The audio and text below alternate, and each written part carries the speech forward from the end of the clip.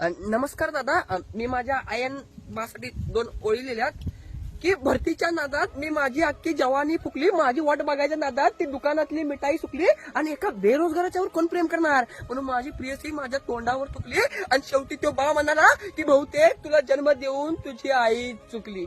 पण पण मला माझ्या बाच्या बोलण्याचं काही वाईट वाटलं नाही, कारण माझ्या पायात बूट असावा म्हणून त्याला सोडून कुणी फाटकं चप्पल घातलं नाही आणि माझ्या दुःखात माझ्या आई बाला सोडून बाकी कुणाच्याच डोळ्यात अश्रू दाटलं नाही.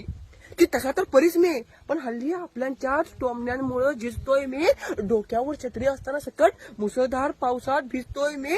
कधी कधी त्या लायब्ररीच्या पुस्तकांसोबतच रात्रभर निजतोय मी, आणि कुठल्या वाऱ्याच्या धोक्यामुळे नाही तर आपल्याच्याच फुकांमुळे विजतोय मी.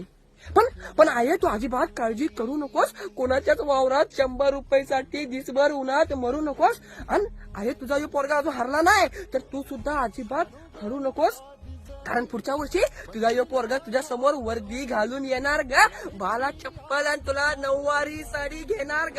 आणि काल गल्लीतल्या ज्या बायकांनी तुझ्या या नालायक पोरामुळे तुला नावं ठेवली का नाही, उद्या याच नालायकामुळे त्या बायका तुला मान देणार ग.